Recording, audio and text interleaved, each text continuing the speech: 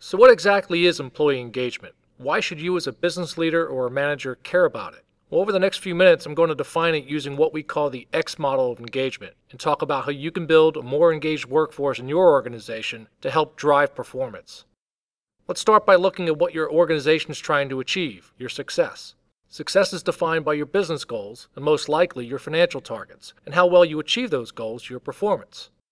Your core values are also an important part of your strategy since they help guide the daily actions of your organization. To stay competitive, your organization needs individuals who are willing and able to perform at higher levels, to give more at work, to give maximum contribution to the organization. But it's not something that you can mandate or delegate to your managers, and it's not easy. Increased contribution is the prize of a more engaged workforce, but it's only one half of the story. It's just one half of what we call the engagement equation. Individual employees are on a separate path toward their own and unique definition of success at work. It's based on personal values, goals, career aspirations, and work-life needs. And it could be defined as greater compensation, professional growth, greater work-life balance. But unlike the organization, there's no one answer. There's no right answer. Individuals are all looking for work that works for them personally, and they're looking for maximum satisfaction.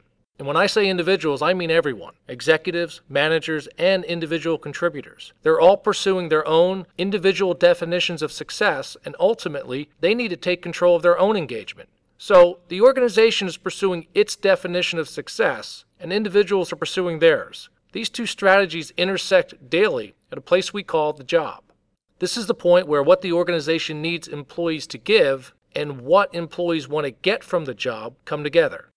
We define full engagement as the intersection of maximum contribution for the organization and maximum satisfaction for the individual. This is the apex in our model, a sustainable level of high performance that mutually benefits both parties.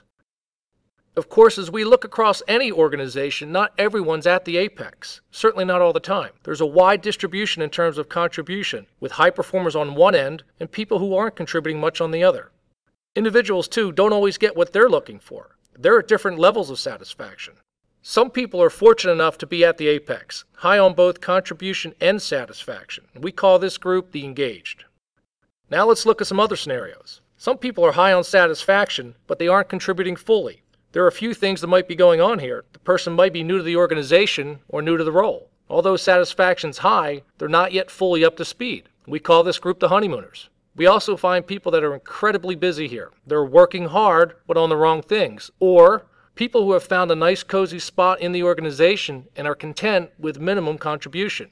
So whether they're running hard on an exercise wheel or tucked away somewhere cozy, we call this group the hamsters. On the opposite side of the model, we have individuals who are delivering great results, but for one reason or another, not getting what they want from the work. We call this group the crash and burners. And you need to pay close attention to this group.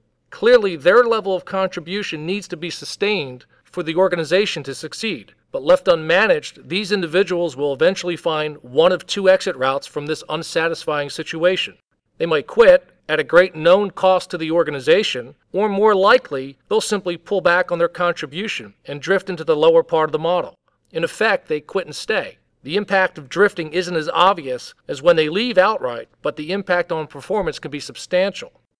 Here they join the disengaged, low on satisfaction and contribution, where no one is getting what they need from the relationship.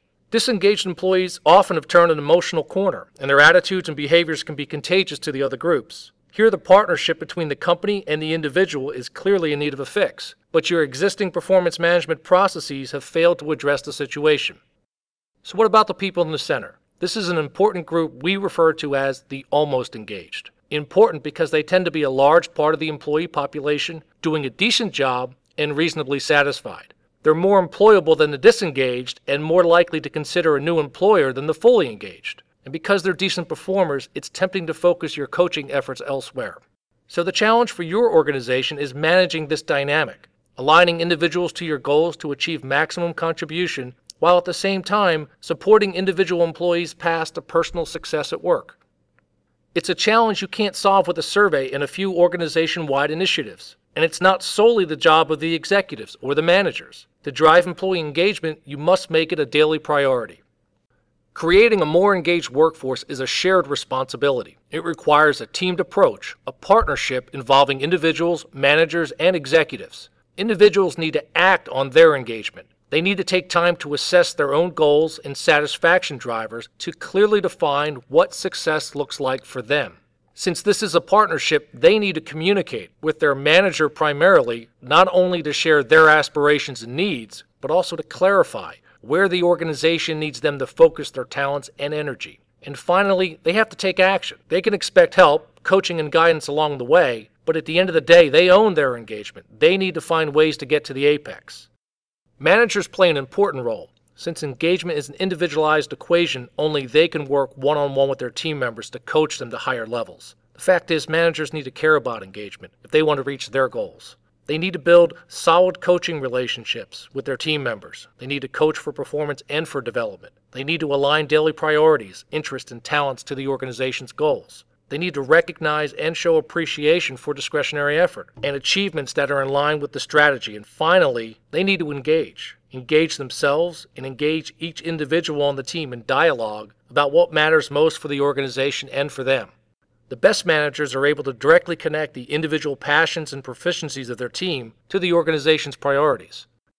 Okay, so what about the executives, the senior leaders? What is their role in this teamed approach? Clearly, they are also individuals and need to pay attention to their own engagement and the engagement of their direct reports. They need to model what they expect their managers to do with their teams. This is a great opportunity to lead by example. But beyond this, they have an important role in setting the tone, providing clarity around the goals and the strategy. Ultimately, they need to make their case for engagement. By this I mean they need to foster a sense of community within the organization. They have to be authentic in what they say and what they do. They must provide significance to the aims of the organization to really help employees find greater meaning in the work that they do and build excitement to move the organization forward. By making engagement a part of the company culture, making it a daily occurrence versus an event, and by addressing it as a team at the individual, manager, and executive levels, an organization can, over time, build a culture of engagement that drives performance. One in which each individual is achieving his or her ambitions and finding maximum satisfaction in their work, but also contributing more at work to drive the organization's success.